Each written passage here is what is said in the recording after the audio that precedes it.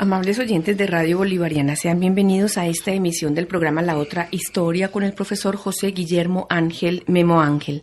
Profesor Memo Ángel, en el primer programa sobre el comportamiento humano, usted habló de 5 pilares que nos permiten, digamos, hacer a un hombre humano.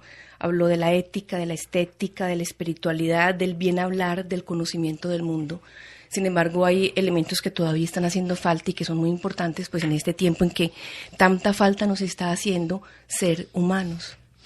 Sí, uno, además de cumplir con lo ético, lo estético, lo espiritual y toda esta relación que tenemos entre nosotros, también tenemos que enfrentar el conocimiento que el hombre ha ido acumulando a lo largo de 4.000 años de historia, que ese es uno de los problemas que tenemos hoy en día, cuando estamos negando lo que está pasando, como si no tuviéramos conocimiento de física, química, biología, como si no supiéramos zoología, como si hubiéramos acabado de salir del paraíso y estuviéramos todavía en las cavernas, que eso es lo que uno ve en un montón de comportamientos frente al planeta.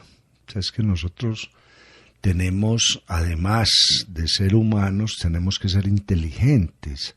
Y la inteligencia es un desarrollo, es una capacidad que el hombre va teniendo en la medida en que va resolviendo problemas complejos. Y de ahí viene una escala pues maravillosa, y es primero entender qué herramientas tenemos para que el mundo sea habitable. De hecho, el mundo siempre ha sido habitable, pero no sabíamos por qué.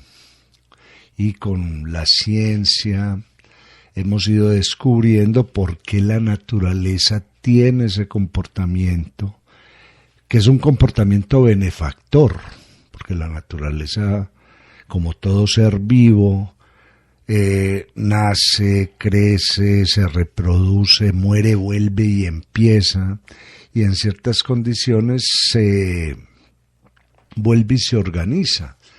Por eso, previo a cualquier orden siempre hay un caos. Que un río se crezca, es natural que se crezca, pero también que ese crecimiento del río sea controlado por la misma naturaleza. Ahora, el problema es cuando dejamos primero de entender el primer punto clave en las ciencias, que son las matemáticas. Es que las matemáticas no son números. Las matemáticas son simplemente formas de medir, pesar y establecer cuánto hay de algo y qué proyección tiene ese crecimiento de ese algo. Pero si las matemáticas no están unidas a la naturaleza, ahí no hay nada que hacer. Es lo que nos ha venido pasando en los últimos años, donde creemos que un doctor en matemáticas tiene su mayor desarrollo en el mundo de las finanzas, que de hecho se los pelean en el mundo de las finanzas a ver cómo logran proyectar dinero. Pero es que ese matemático no está hecho en esencia para eso. Eso es una de las múltiples formas, y de pronto la más peligrosa que hemos tenido del uso de las matemáticas, de andar proyectando utilidades, sino de proyectar cuánto va a dar esta tierra, en qué momento nos tenemos que detener, cómo usar los elementos vivos. Eso es lo primero. El hombre sensa. Me acuerdo cuando se planteaban problemas de forestación, qué árboles cortamos, pero cuáles sembramos, y se manejaba lo que se llama la entresaca. O sea, usamos un árbol, pero tenemos que sembrar otro y calcular cuánto se demora ese otro para saber cómo vamos a usar esa madera. Entonces las matemáticas no solamente están hechas para que yo vea números, y ese de pronto es uno de los errores de la enseñanza de las matemáticas, sino para que vea la realidad y cómo voy a medir la realidad, cómo voy a pesar la realidad y cómo voy a proyectar esa realidad para que yo siga con bien, que es una de las cosas importantes cuando uno ve, por ejemplo, que alguien pinta o escribe una ecuación, pero nunca explica esa ecuación para qué se hizo y qué problema estaba resolviendo esa ecuación. Entonces nos vamos con los números puros y ahí es donde mucha gente se retira o deja de estudiar matemáticas simplemente porque no les ve un uso real. Yo me acuerdo un libro de cálculo maravilloso, eso cómo se aplica en la ecología el cálculo de esta y esta y esta manera, cómo se aplica en la agronomía de esta y esta manera, cómo se aplica en la construcción de una ciudad de esta y esta manera, y por eso se llama cálculo, hasta dónde podemos llegar sin hacer daño, que de hecho pues eso desde la geometría cartesiana se tiene claro, el eje de la X es la realidad, el eje de la Y es lo que yo entiendo de la realidad. Entonces dejamos o le dimos un uso inadecuado a las matemáticas, cuando la matemática es la medida.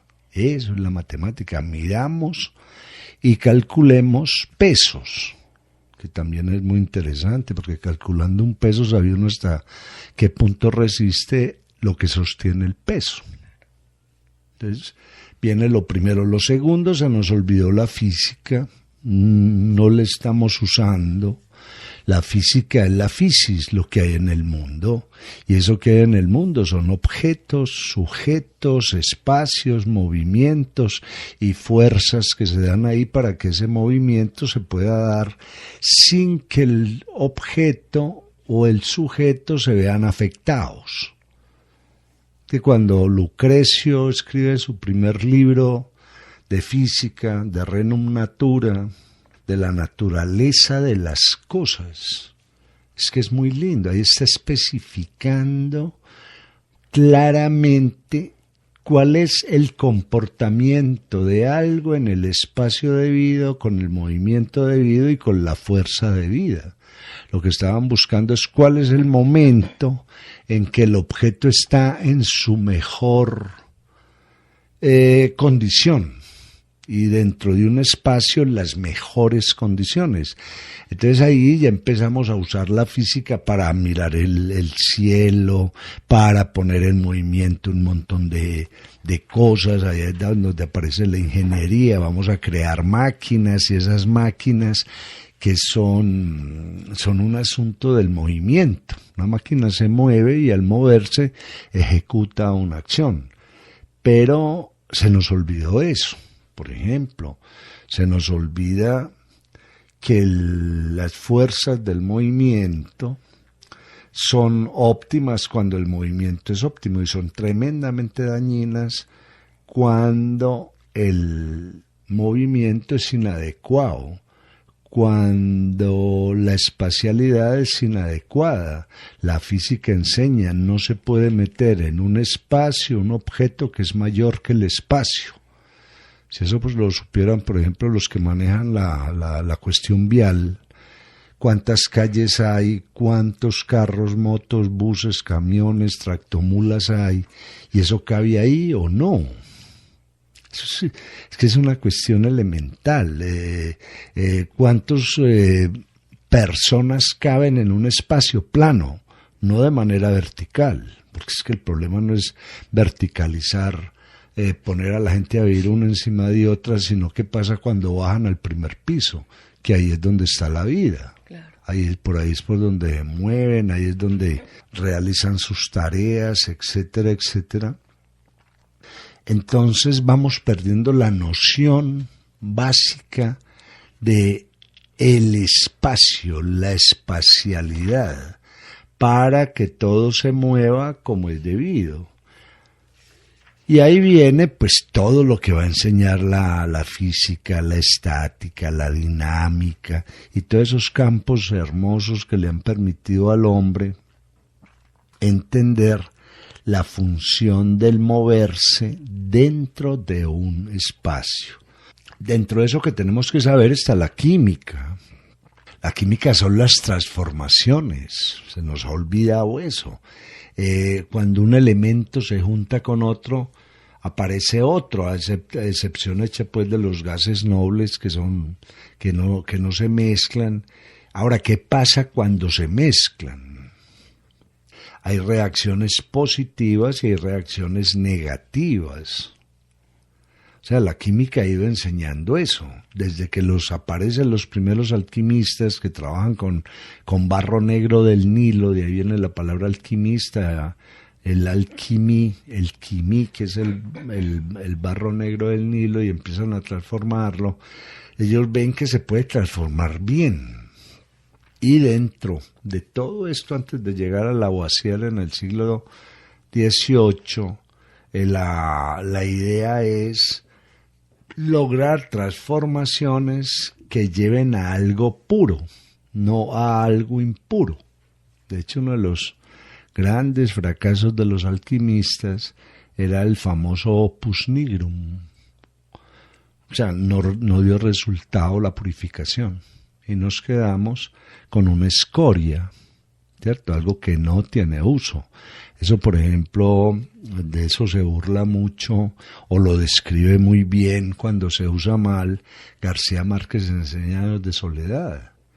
Cuando los doblones de Úrsula son fundidos para producir más oro y mentiras que eso se pega al perol y ya se perdieron los doblones y esta señora pierde toda su fortuna porque el marido lo único que fue capaz de producir fue escoria. Ahora, con la química se han hecho grandes avances y también grandes daños, porque tanto en matemáticas, tanto en física como en química hay un asunto de causa-efecto. Si causo esto, el efecto es este. Ese efecto será bueno si nos mejora y será malo si nos empeora. Por eso Karl Popper, que es el gran filósofo pues del mundo científico, va a establecer ensayo-error, ensayo-error, ensayo-error hasta que no cometamos el error. Pero nosotros desbocamos la química en el siglo XX, porque la usamos para matar en primera instancia. Pues que es lo peor del mundo, ¿cierto? Cuando aparecen las famosas guerras bacterianas y los gases en las batallas, en la Primera Guerra Mundial. Y después la volvemos un elemento de guerra, como volvemos es una bomba, cómo destruimos. Pero al mismo tiempo hubo gente trabajando la química para lograr mejorar las condiciones de vida y se mejoraron muchas condiciones de vida, de pronto con algo que discutía Hannah Arendt, antes de hacer algo, ¿por qué no pensamos qué puede pasar con eso que vamos a hacer? Entonces los polímeros y todo esto que es el mundo de los plásticos dio muchas soluciones, pero hoy en día es un gran problema, un enorme problema. No se calcularon qué sucedería con eso o no se siguió estudiando. Ahí es cuando la química entra en usos comerciales, donde lo necesario es vender, no importa qué pueda suceder, ¿cierto? Obviamente no todos los químicos le están trabajando algo que no le saben el efecto, que lo conocen pero que siguen produciendo el producto, porque también hay otros que lo cuestionan y son los que dicen eso es peligroso, con eso no se debe jugar. Es que dentro del mundo de la ciencia siempre se ha dado el aprendiz de mago, que es el que sabe hacer algo pero no le calcula los efectos, al científico real, que es, por ejemplo, lo que dice Carl Sagan. ¿Cómo es que en los gobiernos no hay gente técnica con un alto contenido humanista, pero técnica, que sepa gobernar lo que está pasando? Lo que está pasando, o sea, yo no puedo gobernar por lo que yo creo, yo debo gobernar por lo que yo sé. Que eso es América Latina, pues, es el tercer mundo, donde un montón de gente cree que leyéndose 2 paginitas de cualquier cosa ya saben sobre la cosa. Y realmente no. Y los asesores no saben medir si los asesores están diciéndoles la verdad o no. Es que es el problema en el que estamos cayendo. Hay gente que sabe qué está pasando y no lo dice por no perder el puesto. O lo dice y no le creen. Claro, hay una película tremenda de Costa Gabras que se llama Arcadia. Y son unos personajes que se sostienen en un puesto sabiendo el daño que ahí se produce, pero saben que si se salen de ahí no hay quien los contrate. Entonces mejor se callan y esperan. Y lo más dramático es esperar el desarrollo de un mal efecto, porque el efecto muta mucho más rápido que el desarrollo de un buen efecto, porque el desarrollo de un mal efecto está en desorden, en tanto que el de un buen efecto está ordenado. Entonces ahí es donde viene un problema, es lo que pasa con la contaminación. Hablando de la contaminación en el Valle de Aburrá, hay una tesis de 1964, un muchacho creo que de la Nacional en el momento, que ya empieza a medir los patrones de contaminación en el Valle de Aburrá. Obviamente plantea el problema y plantea la solución. Ahora, el problema fue que no se dio solución. No, así como está planteado, ¿cuánto uso del suelo le vamos a dar a la ciudad? Y no, rellénela. ¿Cierto? Es que es increíble que a nosotros se nos llene la boca hablando de Medellín y estamos rodeados de pueblos pobres y acabados por todos lados. A nadie se le ocurrió desarrollar esos pueblos, llevar industria a esos pueblos y hacer de Antioquia un territorio de ciudades, que ya lo hemos dicho pues en varios programas. En la tercera parte de Antioquia que cabe Israel tiene 20 ciudades y tiene 400 pueblos. La tercera parte.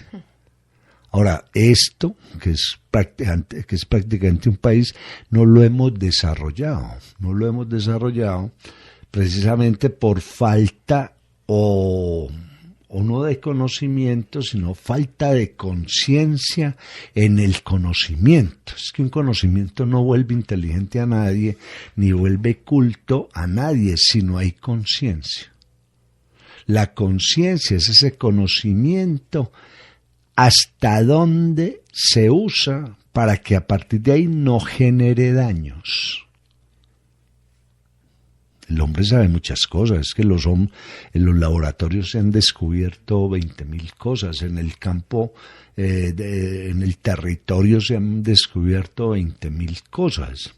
Entonces alguien diría, hombre, un departamento con tanta energía como Antioquia debería tener transporte eléctrico, debería tener trenes, debería tener de todo. Pues que si el recurso es la energía y lo podemos usar, primero porque no usamos ese recurso entre nosotros para mejorar las condiciones de este territorio. O sea, a nosotros nos llena la boca diciendo que estamos vendiendo mucho.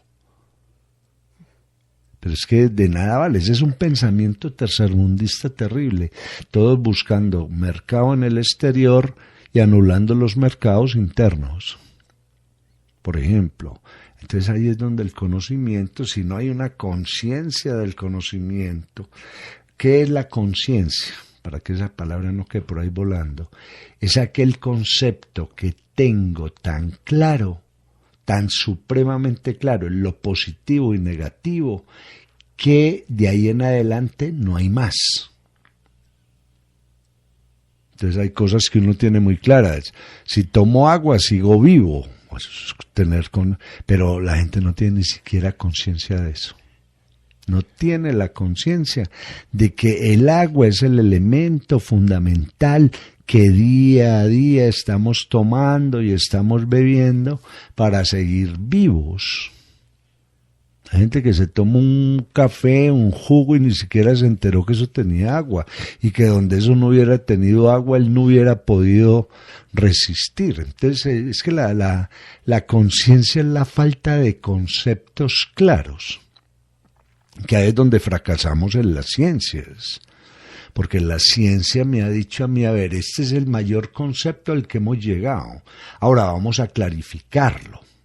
La química, ¿hasta dónde llega? La física, ¿qué podemos hacer con la física? Y dónde detener lo que sabemos de física. ¿Cierto? Por ejemplo, si tenemos unos recursos, esos recursos, ¿qué validez van a tener? Primero, para nosotros que estamos aquí dentro de este pedacito de corteza terrestre.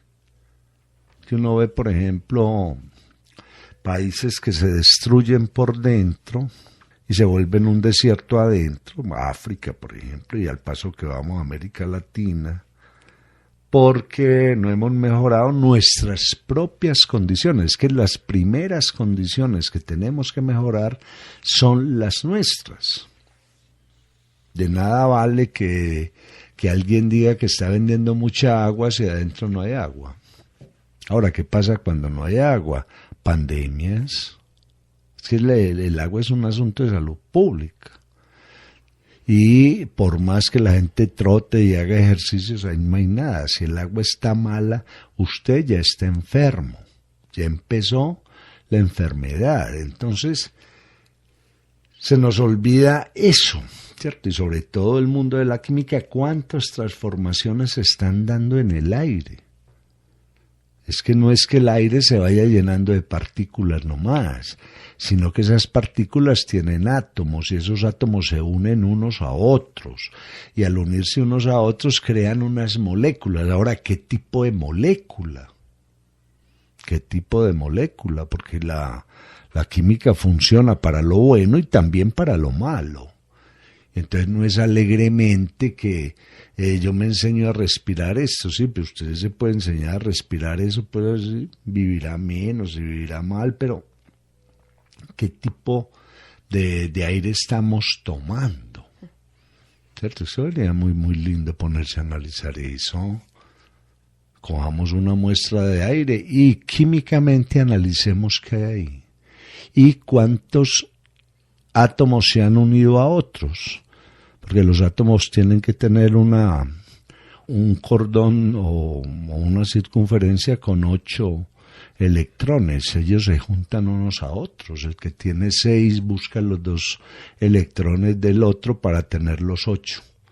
Y de esa manera se produce lo bueno y lo malo.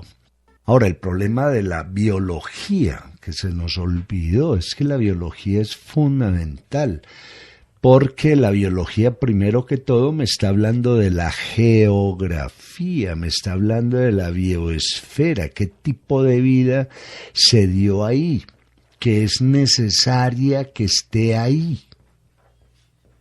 Que la biología no es aprender qué es la célula, obviamente eso hace parte de la biología, sino que tenemos que entender los seres vivos y esos seres vivos, qué papel están jugando ahí, dentro de esto que llamamos la bioesfera.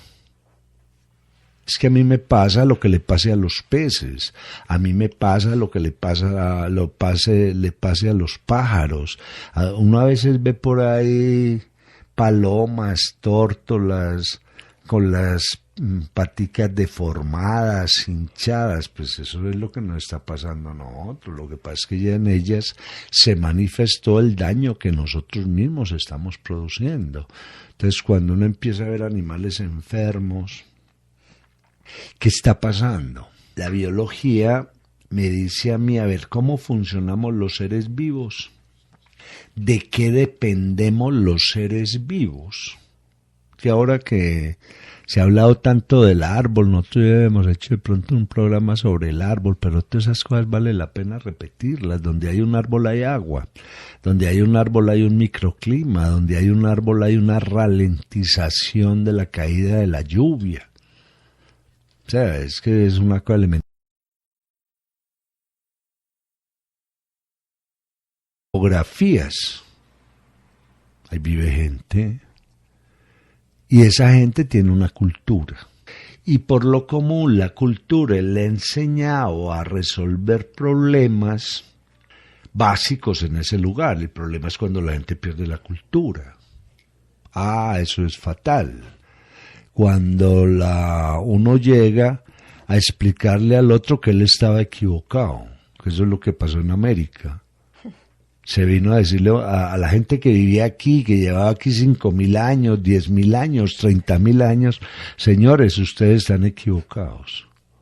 No, es que es una cosa pues dramática. Entonces, esa geografía me sitúa en el mundo, me da un cielo, me da unos puntos cardinales y me da las posibilidades de hacer patria, cuando la entiendo, porque de ahí, con mis deberes sobre la geografía, aparecen mis derechos, y eso sí los voy a defender a capa y espada, porque supimos manejar esa geografía. Entonces ahí es donde viene el asunto del comportamiento. El comportamiento no es compórtate bien, no, sino usted qué conciencia tiene de ese comportamiento. Es que nosotros no podemos seguir vendiendo los países con publicidad. A veces dicen, mire, la biodiversidad colombiana, aparecen loros, guacamayas, eso es muy lindo. En el aviso, ¿cuántas hay? Es que ese es el problema. Nos quedamos con el aviso, ¿qué? No, dígame cuántas hay y en qué condiciones están. Porque, o si no, zoológico, eso, en un zoológico no hay biodiversidad, ahí se pierde la biodiversidad, por más que usted la muestre, porque se le perdió el hábitat a ese animal. Entonces ahí no, a mí no vengan con el cuento de vamos a ver el último elefante y ya para qué. Si se perdió el hábitat del elefante, si el elefante ya con su forma de actuar, a él lo seguían otros animales, ahí se daban otro tipo de pastos, de cosas, precisamente porque estaban ellos, pero una vez lo metieron ahí en el zoológico se le perdió del todo, es una forma pues dramática de dañar las cosas. Entonces, comportarse no es un aviso, comportarse es una educación. Y si esa educación no está clara, vamos a decir, como se viene diciendo, que no hablemos tan mal de la ciudad, que no vienen mal los turistas, y la ciudad mal, y el otro empecinado en que vengan turistas. ¿No? Lo que hay que tener es primero vida aquí, y ya cuando eso sea, ellos vendrán solos, que se enteran. ¿Cierto? Es que estamos utilizando por unos sistemas muy dramáticos de tratar de traer a la gente mintiéndole, para que la mentira se vuelva más evidente. Yo trabajé mucho tiempo en publicidad y tenía unos clientes muy serios que me decían, Memo, no vamos a hacer más publicidad porque los productos en este momento tienen un problema. Cuando corrijamos el problema, hacemos otra vez publicidad, porque si hacemos publicidad ahora, la gente se va a dar cuenta, anunciar como bueno lo que tiene un error, porque es lo primero que se van a dar cuenta es del error. Así hemos llegado al final del programa La Otra Historia con el profesor José Guillermo Ángel Memo Ángel, quien en esta oportunidad ha hecho el segundo programa del tema El comportamiento humano.